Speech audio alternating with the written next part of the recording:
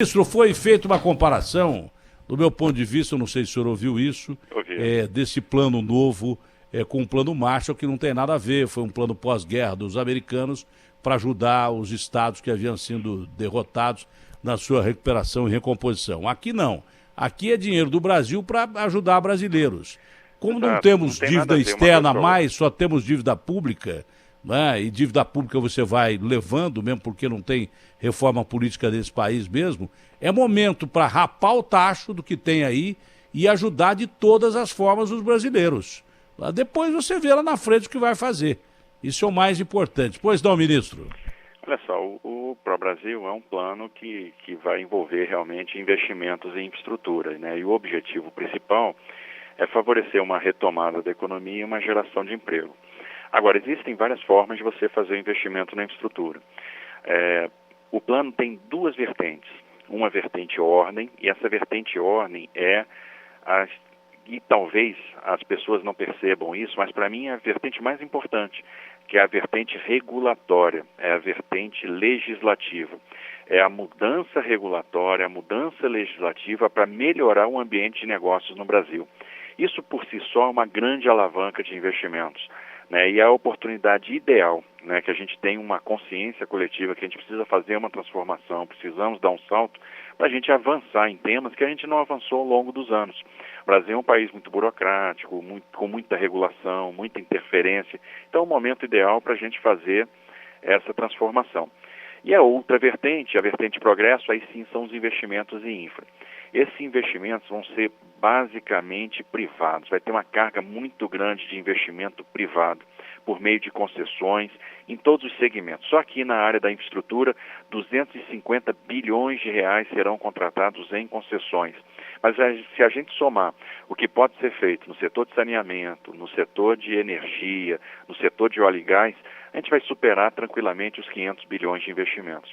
E, obviamente, tem um espaço para a obra pública, que é dentro daquele orçamento fiscal que nós temos, sem dar nenhuma cambalhota fiscal, sem nenhuma pirueta, sem arrebentar o caixa do governo, que é importante. A gente também não pode comprometer as gerações futuras, a gente não pode dar uma noção para o mundo de insolvência, de país que vai desrespeitar as contas públicas, que isso, no final das contas, vai levar a uma elevação de juros. E a gente está vindo de uma trajetória descendente de juros, e essa trajetória descendente de juros está abrindo espaço fiscal justamente para a gente fazer algum investimento público. Então nós vamos pegar obras que fazem sentido, que precisam ser terminadas, e com algum complemento em orçamento fiscal, nós vamos também complementar esse grande valor de investimento privado com o investimento público. Então nós vamos aliar esses dois braços para gerar aí uma quantidade bastante expressiva de empregos na área da infraestrutura. Bom, primeiro gerar emprego é excelente, mas duas coisas me chamaram a atenção aí. O senhor disse de uma determinada maneira, que eu vou explicar de uma forma simples, né? O Brasil é um país conhecido naturalmente por criar dificuldade para vender facilidade. O que a gente chama de burocracia mesmo, com os dois R's, na verdade é o que a gente chama de corrupção. Você cria entraves para, olha, eu vou te facilitar aqui e tal, e é importante que você dê uma graninha a mais por fora e tal. Isso, com esse plano, você já viabiliza que as coisas sejam desentravadas sem a necessidade do jeitinho da corrupção. Já é uma grande coisa. Outra coisa é que dinheiro na mão de político em época de emergência, a gente já viu aqui, gastaram uma grana com o hospital de campanha, e não é só o hospital de campanha aqui de São Paulo, não. No Rio de Janeiro também houve firmas que participaram e que não existem, são firmas fantasmas. Aqui estão pagando 15 milhões de manutenção para obras de hospital de campanha, que não há necessidade de gastar essa grana porque não tem praticamente manutenção, para pagar um eletricista, 15 milhões. Então, também dentro desse plano se prevê uma espécie de uma auditoria de como se gastar o dinheiro. Esses dois pontos parecem perdidos daquilo que o senhor falou, porque o objetivo é outro, mas são pontos fundamentais dentro desse plano, não, ministro? Não, são fundamentais, né? Porque até uma coisa importante para chamar a atenção do investidor, né, do mercado, para que ele tenha confiança realmente de trazer o dinheiro que vai ser importante para alavancar as nossas atividades, é a governança, é a transparência. Então, tudo que vai ser feito precisa ter esse caráter de governança. Então, melhorar a governança é fundamental. Então, tudo com muita transparência, com muito respeito ao contribuinte, né, com muito controle. E é nessa linha também que o programa está construído. Ele tem um viés forte de governança, né? A tomada de decisão ela vai ser muito participativa. Nós vamos ouvir bastante os grandes formadores de opinião, os grandes especialistas para construir isso. No ponto de vista de projetos, a gente vai fazer aqueles projetos que façam sentido, aqueles que têm maior repercussão logística, aqueles que têm a maior capacidade de indução de novos investimentos, né? Então, nós estamos muito preocupados com o efeito multiplicador do investimento que vai ser gerado.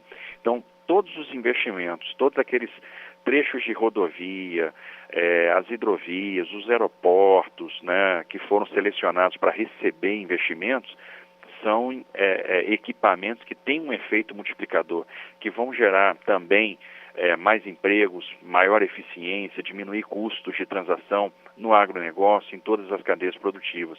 Então, o efeito multiplicador de cada um desses investimentos também está sendo levado em consideração. Olha, é importante isso, porque o Jornal da Band fez há algum tempo uma série de matérias que falava sobre obras paradas no Brasil, que eram obras fundamentais para escoamento de minério e escoamento de produtos agrícolas, facilitação para chegar até portos, hospitais em regiões fundamentais, em Minas Gerais, por exemplo, hospitais praticamente terminados e faltando acabamento e as moscas. Então essas obras paradas seriam fundamentais para o Brasil, obras que já estão aí e outras obras que podem vir. O senhor tem uma perspectiva de quanto esses investimentos poderiam gerar em termos de percentuais de empregos, que é o que a gente sente o maior problema no Brasil, e que agora os americanos com quase 20 milhões de desempregados, a França com 10 milhões de desempregados, todos estão sentindo? O senhor teria mais ou menos uma ideia, porque seria fundamental no reaquecimento da economia quando a gente sair desse coronavírus, qual é o percentual de empregos que poderia gerar esse plano, ministro? Olha, o plano está sendo montado ainda, né? Porque ele vai ser estruturado com uma coordenação na Casa Civil, participarão todos os ministérios. Nós teremos aí o Ministério do Desenvolvimento Regional com as obras hídricas, com as obras de saneamento, de habitação popular. Nós teremos a participação do Ministério de Minas e Energia, com todos os investimentos da cadeia do óleo e gás, da transmissão de energia, da geração de energia. Aqui nos transportes, só em obras públicas, né, retomadas, que vão ter aí uma complementação de recursos via orçamentários, sem contar as concessões. A gente está falando de 30 bi num horizonte de 3 anos, isso aí vai gerar 1 milhão de empregos. Mas a gente tem outros 250 bi que vão ser utilizados agora em concessões. A gente dá para liberar investimentos na área ferroviária, por exemplo, que são fundamentais. Estamos aí para assinar o contrato de prorrogação da Malha Paulista, que vai gerar 6 bi de investimento. Que é o nosso ponto fraco, né, ministro? Que é o nosso ponto fraco. A malha ferroviária é o nosso ponto fraco. Exato. Observe que só na Malha Paulista a gente vai sair de uma capacidade de 35 milhões de toneladas ano para 75 milhões de toneladas ano. A gente vai mais do que dobrar a capacidade da ferrovia em 5 anos. E vamos ter uma expressiva geração de emprego no estado de São Paulo, porque nós vamos ter obras em 40 municípios do estado. Então é uma coisa extremamente relevante, né? 6 bilhões de reais sendo aplicados aí num horizonte de 5 anos. Em ferrovia, nesse horizonte de 5 anos, serão 30 bilhões. Né? Só nas obras ferroviárias a gente vai gerar, com capital privado, fora aqueles 1 milhão de empregos que eu falei para você, nós vamos gerar mais de 200 mil empregos, né, nas obras, e vamos mexer com a indústria ferroviária, que era uma indústria que estava precisando de encomenda. Então, a partir do momento que a gente retoma os investimentos em ferrovia, a gente começa a gerar encomendas para aquelas indústrias de rodeiro, de eixo, de locomotivas que nós temos e estavam morrendo por falta de encomenda. Então, ali também nós vamos gerar emprego. Só para você ter uma ideia, hoje no interior da Bahia eu tenho 1.000 funcionários trabalhando nas obras da Ferrovia de Integração Oeste-Leste. E uma coisa interessante, nós preservamos as obras nesse período, então nós mantivemos tudo em andamento, fizemos 12 entregas de obra no período da pandemia, né? Foram 9 quilômetros de duplicação na 381 Minas, 9 quilômetros de duplicação em pavimento rígido na 101 Sergipe, mais 15 quilômetros de duplicação em pavimento rígido na 101 Bahia, 22 quilômetros de duplicação na 116 Rio Grande do Sul, uma ponte na 367 Minas, né, trechos duplicados na 470 Santa Catarina, um porto em Parintins, um terminal de passageiros no aeroporto de Navegantes. Então nós não paramos absolutamente nada aqui no Ministério da Infraestrutura nesse período. Eu estou lembrando aqui, procurando, rebuscando na memória, eu conversei com um grande empresário, não sei nem o nome do cara, quando eu estava conversando com o Paulo Scaff, eu não me lembro o nome do cara, mas o sujeito produz, além de outras coisas, produz vagão de trem. E muitos desses vagões de trem são exportados, que a gente não tem como utilizar aqui. Eu não sei o nome do cara, mas é um cara aqui de São Paulo. Ele produz vagão de trem com capacidade de ser colocado no mercado exterior. Isso a gente podia aproveitar aqui se tivesse uma malha ferroviária decente, que é importante para o escoamento das riquezas do Brasil. Então, como esse, deve ter mais gente, não, ministro, não? Com certeza, tem, e nós temos que aproveitar a capacidade dessa indústria que estava ávida por essa retomada de investimentos, que é justamente o que começa a acontecer agora. Nós vamos aí para mais de 30 bi de investimento em ferrovias, a participação no modo ferroviário na matriz deve saltar de 15% para 30%, ou seja, a gente dobra essa participação em 8 anos, com os investimentos que começam agora, e isso vai impulsionar a indústria ferroviária brasileira, né? Vai ser fundamental para a retomada desse setor, que passou muitos anos sem encomenda ou trabalhando exclusivamente para exportação.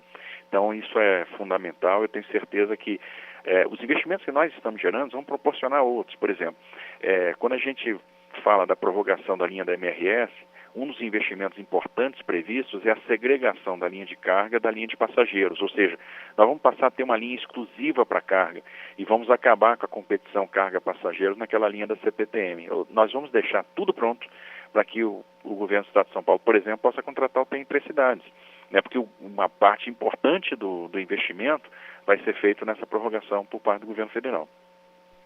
Eu não me lembro, eu tive poucas conversas, duas, na verdade, com o ministro Paulo Guedes, um pouco antes dele fazer o jockey lá naquele hotel de Brasília, aquele hotel bonito, aquele hotel do Paulo Otávio, que eu esqueço o nome, que aliás não podia estar ali, né? Foi na época do Collor que foi concedida ali a permissão para construir aquele hotel, que era muito próximo do palácio, né, onde fica o presidente, e dali um sniper, se quiser, pega o presidente. Então é tudo errado nesse país. O Collor, que era amigo do Paulo Otávio, parece que liberou aquela área para construir aquele hotel, que aliás é muito bonito, mas não podia estar ali, que é a área de segurança, extrema segurança nacional. São essas incongruências do Brasil. Mas eu conversei com o ministro Paulo Guedes, que ele costuma fazer jockey de manhã, tive uma ótima impressão dele na primeira vez. Na segunda, não houve nem tempo de ter impressão, porque o ministro já estava preocupado com a economia do Brasil antes do coronavírus. Então eu não queria encontrar o ministro Paulo Guedes hoje, por exemplo, que aí seria complicado, porque hoje ele deve estar mais atarefado e preocupado, com certeza. Tudo isso está sendo conversado com o ministro Paulo Guedes, que já tem uma série de celeumas aí com o Paulo Guedes, mas me pareceu um sujeito muito sério, compenetrado e com capacidade de fazer o que ele faz. Mas isso está conversado com o ministro Paulo Guedes, é claro, né?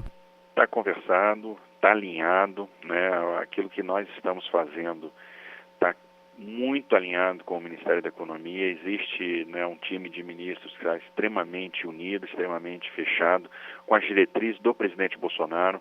O presidente tem uma preocupação muito clara com a geração de emprego, com o investimento, mas também com toda a questão da responsabilidade fiscal, da imagem que o Brasil tem perante os investimentos, que é os investidores, perante o mercado, que é isso que, no final das contas, proporciona a saúde das contas, proporciona a redução da curva de juros, etc. E isso nos dá solvência, nos dá fôlego, né? Então, o Paulo formula as medidas econômicas, ele foi extremamente rápido naquilo que, nas medidas de auxílio às pequenas e médias empresas, na questão da preservação do emprego, na questão da liquidez para o sistema financeiro, para que ele pudesse também abrir as linhas de crédito para que a gente superasse esse momento difícil. É um grande pensador, um grande formulador, tudo que a gente faz em alinhamento com o Ministério da Economia, então tenho certeza que nós vamos seguir no rumo estabelecido pelo Ministério da Economia e dentro das determinações do Presidente da República, e vamos sair bem dessa. Eu tenho certeza que o Brasil vai dar um salto, né, e nós vamos atingir os nossos objetivos, melhorar a logística, facilitar a vida do cidadão, a vida do usuário, gerar emprego. Então eu estou bastante otimista com o futuro que virá.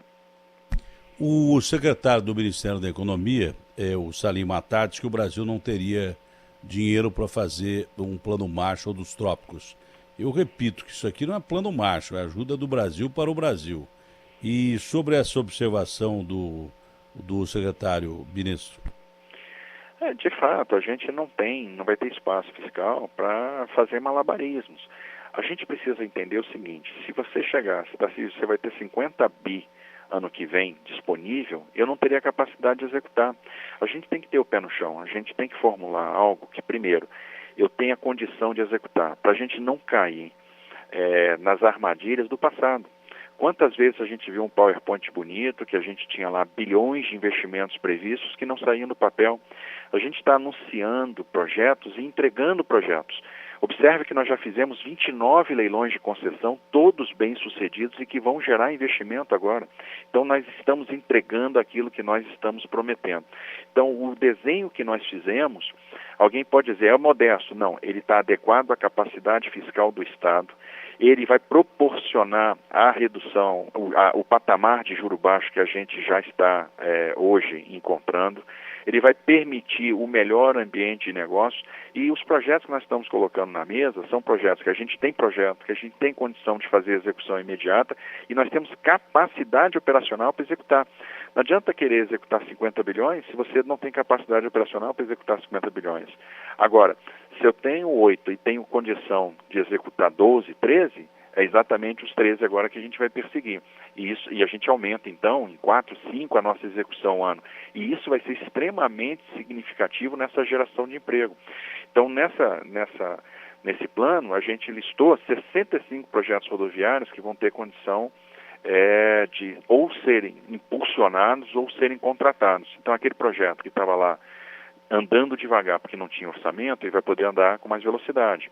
E aquele projeto que eu estava pronto para ser contratado, mas eu não tinha o recurso, eu vou contratar. Agora, isso sem dar nenhuma cambalhota fiscal, sem jogar fora as nossas premissas, as nossas regras fiscais, que nos sem pedalada e com transparência, né? Com transparência, sem pedalada, sem pirueta, sem espetáculo, né? Coisa profissional que vai dar resultado e que no final das contas vai fazer com que o Brasil, ajudar o Brasil a sair da crise, com investimentos que tenham efeito multiplicador e aliados a um grande programa de concessões de investimentos privados. Então esse alinhamento existe dentro do governo e tenho certeza que nós vamos dar um banho. Bom, eu me lembrei que quem elogiou o senhor foi o Fernando Bito, que para mim é o maior jornalista do país e disparado. Quando a gente conversou aqui, os caminhoneiros estavam bravos pra caramba e eles são fundamentais, principalmente num período como esse. Um período de exceção que a gente está vivendo aí pela pandemia. O senhor anunciou na época uma série de medidas que foram cumpridas, na maioria delas, a não ser que tenha alguém aí que queira falar contrário. Estou me lembrando que essa entrevista está sendo transmitida pelo site UOL, para o mundo inteiro, pelo site da Band também. Hoje, como é que está a situação dos caminhoneiros, ministro? Eu acho que melhorou bastante. Naquela oportunidade, a gente comentou o seguinte, que o caminhoneiro ele merece toda a nossa homenagem e cada dia mais eu respeito essa categoria porque são corajosos, passam dificuldade na estrada, não têm as melhores condições de trabalho, não têm as melhores condições de segurança, mas não desistem e é uma categoria apaixonada pelo que faz. Eles têm amor à profissão, eles gostam da estrada, eles gostam de trabalhar ao volante, têm tradição. Então é impressionante, mas muitas vezes o caminhoneiro é filho de caminhoneiro, é neto de caminhoneiro. Então é uma coisa que passa de pai para filho, e daí talvez o amor que eles têm por essa profissão. No início eles enfrentaram muita dificuldade com o comércio fechado, estruturas de suporte fechado. Alguns decretos tinham sido mal pensados no início, né? Eles tinham restrições que acabavam impedindo o movimento dos transportes. A gente conseguiu, junto com os secretários de transporte, formamos um conselho, fizemos reuniões virtuais, conseguimos nesse conselho as revisões dos decretos. Então, o comércio, as estruturas de suporte foram abrindo, foi abrindo a borracharia, a oficina mecânica, a autopeça, o restaurante da estrada, e o suporte ao caminhoneiro foi melhorando, né? O Sérgio Senati, né, por intermédio do Ministério da Infraestrutura, né, cobrou isso do Sistema S. Eles montaram uma grande rede de apoio, foram 130 apoios no Brasil inteiro. As concessionárias de rodovia entraram também com apoio. Nós incluímos o caminhoneiro, né, assim como o portuário, na campanha de vacinação como categoria prioritária. Então a vacinação está acontecendo, começou no dia 16 de abril, irá até o dia 9 de maio. Então o caminhoneiro que quer se vacinar contra a gripe, ele vai poder se vacinar. Isso está acontecendo no Brasil inteiro, a gente tem acompanhado. Nós tivemos aí distribuição de kits de alimentação, kits de higiene, EPIs, cobramos dos embarcadores uma melhoria das condições sanitárias para aquele caminhoneiro que chega aos terminais próprios, aos terminais em pool, aos terminais de terceiros, né? Então tem um protocolo de exigências mínimas que está sendo seguido por esses embarcadores e a coisa foi melhorando. Então eu acho que o ambiente hoje está bem menos tenso.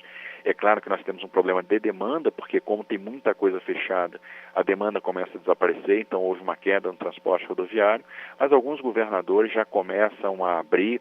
Nós temos tido aí vários anúncios de governadores que já estão planejando a abertura das suas atividades. Isso está acontecendo, por exemplo, no Rio Grande do Sul, em Goiás, no Distrito Federal, e acho que vai ser a tônica a partir de agora. Está todo mundo percebendo que nós temos condições de fazer isso com segurança, e eu tenho certeza que a gente vai começar a retomar as atividades. Então isso vai ser bom para todo mundo. Ministro, eu não tenho dó de dono de companhia aérea, nem um pouco, mas não tenho mesmo. Dono de companhia aérea eu não tenho dó, porque eu sempre achei um preço abusivo que foi cobrado de passagem aqui dentro do Brasil. Uma coisa assim absurda. Uma perna de viagem para Santa Catarina era R$ 2.000. Uma passagem para lá, às vezes quase 6.000 ida e volta, para voar 25 minutos. Então, do dono da companhia aérea, eu, na verdade, quero que ele se exploda. Só que ele dá empregos. Eu tenho pena dos funcionários, pilotos, comissários, o cara que vai lá botar gasolina, o cara que vai, querosene de avião, o cara que vai lá pegar a mala, a infraestrutura do aeroporto, aliás, que eu, ao contrário de muita gente, eu gosto de ficar em aeroporto. Quando o voo está atrasado, eu até gosto, que eu curto o ambiente do aeroporto. São pessoas muito agradáveis, tem aqueles bares, aquelas livrarias e tal. Eu tenho pena dessas pessoas. É certo que no mundo inteiro, primeiro eu fiquei alarmado, há muito tempo atrás, é muito tempo que eu digo, é uma cronologia muito rápida, porque a gente perdeu a noção espaço-tempo com essa pandemia. Mas vamos dizer, um mês atrás, quando eu soube que a Lufthansa estava com 90% da frota no chão. Hoje a frota brasileira é a mesma coisa. Quando eu soube que o aeroporto de Congonhas estava abandonado ali, não tinha ninguém operando ali, eu fiquei muito triste. As operações todas estão sendo feitas por Guarulhos. Não é? Há previsão de uma ajuda, de uma linha de crédito para essas aéreas que com certeza são as que mais estão sofrendo por razão óbvias durante essa crise da pandemia, ministro? Olha, sim, foi um dos primeiros setores que teve medida concreta, né, por meio da medida provisória 925. Nós diferimos o pagamento de tarifas aeroportuárias, diferimos também no tempo o reembolso das passagens, isso para garantir o fluxo de caixa, sempre no intuito de preservar os empregos. Se uma companhia para de operar, se uma companhia quebra, são empregos que a gente perde, e na retomada a gente vai ter um problema de oferta. E esse problema de oferta vai fazer com que localidades sejam desatendidas e que os preços das tarifas fiquem ainda mais pressionados. Hoje os bancos trabalham em linhas de crédito, Essa negociação está acontecendo, deve ser fechada nos próximos dias. E nós estamos trabalhando aqui no governo federal também a possibilidade de fazermos compra antecipada de passagens. Como o governo é um grande contratador, nós poderíamos fazer essa compra antecipada. Comprando antecipadamente, nós teríamos um desconto, ficaríamos com crédito em conta corrente, e a partir do momento que a gente vai usando esse crédito, nós vamos abatendo o saldo dessa conta corrente. Então, no final das contas, também um alívio financeiro, e sempre nesse intuito de preservar os empregos, de manter as companhias operando, manter as tripulações, manter, né, os pilotos, os comissários, as empresas de suporte. Nós temos várias empresas pequenas que fazem serviços auxiliares para as companhias aéreas, né, que são fundamentais. Então, são muitos empregos envolvidos nesse setor. É um setor importante, no final das contas, para a mobilidade, para a interconexão, para os negócios. E preservar a saúde no setor é preservar até ter tarifas mais baixas no futuro. O que nós queremos depois dessa pandemia, continuar na linha que a gente estava indo, de simplificação de regulação, de diminuição de querosene de aviação, de abertura de mercado, de acordos de céus abertos, investimentos em infraestrutura, para trazer mais companhias para voar para o Brasil, porque trazendo mais companhias nós vamos ter mais competição e vamos reduzir o preço das passagens. Olha, eu gostei muito dessa entrevista, primeiro por um detalhe, você falar em gerar empregos durante uma crise de empregos, né? Essa crise é sanitária, claro que o valor principal é a vida, mas ela é muito econômica, porque tem gente já na beira de morrer de fome ou morrendo de fome e perdendo o emprego ou com medo de perder o emprego. Quando o senhor diz falar em gerar empregos, já dá um espaço no horizonte para a gente pensar em coisas boas. E mais do que isso, o seu otimismo calcado em dados, obviamente que econômicos, em dados reais, isso não é hipótese, pelo contrário, não é? O que nós temos aí é como se fosse lá, você não está usando a pista do aeroporto de Congonhas, você vai aproveitar para fazer obras para melhorar a pista do aeroporto de Congonhas. Exatamente. Você não está usando alguma coisa que está lá ociosa, nós vamos aproveitar para recuperar a grama do estádio do Corinthians ou do São Paulo, daí por diante. É o que o governo está fazendo. Isso implica que os problemas que nós temos de infraestrutura, e o senhor é responsável por isso, e de ferrovias, que é a nossa parte ruim que nós temos no Brasil, a gente não tem tantas ferrovias, até não é por muito culpa de governos anteriores, a nossa topografia não favorecia isso. Os americanos têm um terreno mais plano, por isso até expandiram mais rápido, né? Ligação leste-oeste com um terreno mais plano, enfim. Mas a gente pecou muito com o aspecto de ferrovia, que é importante para escoar minérios, escoar soja, escoar produtos agrícolas e daí por diante. Essa perspectiva nos dá um horizonte para que o Brasil, como todos os países do mundo, vão sair muito mais fortalecidos na área de saúde. Se esperava que a França fosse uma fortaleza na saúde, a Itália, a Espanha um pouco menos, mas a Espanha, a Alemanha, e a Alemanha demonstrou estar em melhor estado. Os Estados Unidos, que não tem serviço público de saúde, agora vão pensar muito, que o Obama queria isso há muito tempo. Como todos vão sair, inclusive o Brasil, melhores na situação da saúde, esses aspectos todos que o senhor nos dá, que são falhas importantes e gritantes para o escoamento de safra brasileira, que o agronegócio é ouro aqui, né? Minerais e daí por diante, a gente vai sair melhor dessa crise e por isso eu achei essa entrevista não só real, como muito otimista e espero que dê certo esse plano que o senhor tem, esse plano que o governo tem, que o senhor viabilize esse plano que foi apresentado. Tá bom, ministro? Foi um prazer conversar com o senhor. Prazer foi nosso, vai dar certo, né? Essa sempre foi a preocupação do presidente Bolsonaro, que sempre encarou essa questão de uma forma muito corajosa, né? Muitas vezes ele foi criticado, mas sempre teve a coragem de pensar também no emprego e ele sempre disse que não existe essa polarização saúde e economia. Então, quando a gente não desmantela o sistema econômico, a gente também está trabalhando pela saúde e tenho certeza que a gente vai se sair muito bem e vamos gerar os empregos, vamos dar a volta por cima, o Brasil vai sair forte dessa crise. Obrigado, ministro. Ótimo Obrigado, dia. Luciano. Um grande abraço.